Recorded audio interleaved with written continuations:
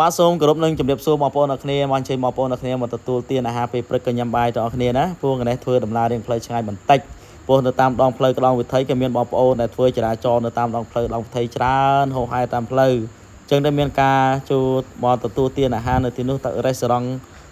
កន្លែងនោះគឺមានថាលក្ខណៈធំទូលាយអញ្ចឹងទេសម្រាប់ខ្ញុំលក្ខណៈគ្រួសារតូចគឺមិនបានកំងម្ហូបអីយូរអង្វែងទេគឺយើងធ្វើការម្ហូបស្រាប់ហើយលឿនបានអញ្ចឹងទេយើងធ្វើការកាហ្វេអីតិចតួចសម្រាប់យើងទៅតាមផ្លូវព្រោះយើងបើកបគឺធ្វើការងុយគេធ្វើការរបស់ដើម្បីជួយ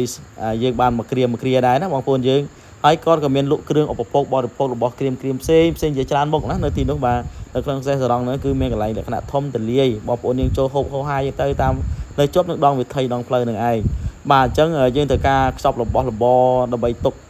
តាមផ្លូវស្លាច់បើយើងមិនត្រូវបានជប់កន្លែងណាទៀតទេតាមមើលបាទសម្រាប់ក្មេងៗចូលចិត្តរបស់គ្រាមបាទរបស់បំពងដូចជាផ្លូវមន់នេះក្មេងៗគេចូលចិត្តបាទមានផាត់អីតិចតួចអញ្ចឹងទៅចឹងយើងឆ្លងកាត់កន្លែងនោះគឺយើងមិនភ្លេចទេយើងក៏ចូលទៅកំសាន្តនៅទេសនានៅភ្នំសន្ទុកក៏ដូចជាតាមដងវិថីនៃជើងភ្នំសន្ទុកនេះគឺជាទស្សនវិជ្ជាទូទៅតាមច្រកចូលទៅតាមផ្លូវទៅជើងភ្នំសន្ទុកបាទសម្រាប់នៅទីនោះដែរក៏មានលោកអាចារ្យគាត់បានរៃបច្ច័យដើម្បីកសាងនៅក្នុងសាលាក្នុងវត្តបាទផ្សេងនៅគាត់មានការខ្វះខាតជាច្រើនជាងទេសម្រាប់ខ្ញុំ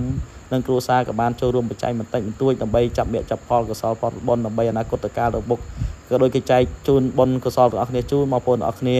ផងឲ្យបានគ្រប់គ្នាបាទនេះគឺជាទស្សនវិជ្ជានៅជើងភ្នំសន្ទុកនៅរដូវខែវស្សាបាទព្រោះទៅទឹកភ្លៀងបែបនេះគឺគេថាធម្មជាតិបញ្ចេញនៅសម្រស់ពណ៌ស្រស់ខៀវខ្ចីបាទគឺ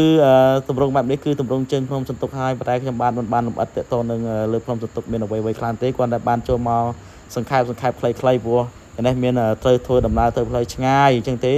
ចែកជូនបងប្អូនតែប៉ុណ្ណេះឯងមិនបានឡើងលើភ្នំថាវាយ៉ាងម៉េចទេបាទអញ្ចឹងទេចែកជូនផ្ទាំងទស្សនីយភាពជូនបងប្អូនអរគ្នាបាទកន្លែងនេះគឺនៅភូមិសំណាកណាបងប្អូនយើងបាទភូមិសំណាកគឺនៅតាមជាប់នៅដងផ្លូវនៅដងវិថីអញ្ចឹងក៏ចែកជូនបងប្អូនអរគ្នាគ្រាន់តែកាយកំសាន្តតាកន្លែងនោះនៅឯណាហើយទីកន្លែងនៅឯណាបាទភូមិសំណាកនេះគឺនៅតាមផ្លូវជាតិលេខ6ជាប់នឹងផ្លូវបងប្អូនដែលធ្លាប់ឆ្លងកាត់ផ្លូវជាតិលេខ 6A បងប្អូនពិតជាស្គាល់ហើយព្រោះថាគេថាវិចិត្រករយើងគឺពូកែឆ្លោះឆ្លាក់បូកបាច់រចនាគឺពីផ្ទាំងថ្មម្ដុំទៅជារូបអាចលញឹមបានជារូបថារបៀបផ្សេងរូបចម្លាក់ផ្សេងគឺដូចបានជម្រាបចែកជូនបងប្អូនទាំងអស់គ្នាអញ្ចឹងរូបលញឹមរូបសោចគឺរូបអីក៏អាចធ្វើទៅបានដែរគឺថាគាត់តែឃើញច្បាស់អញ្ចឹងបាននឹងទឹកដៃមិនធម្មតាមែនបាទគឺវិចិត្រករយើងពិតជាមិនធម្មតាបុព្វបុរសខ្មែរយើងគឺគាត់ប្រកែតាក់តែងបូកក្បាច់រចនាផ្កាភ្ញីផ្សេង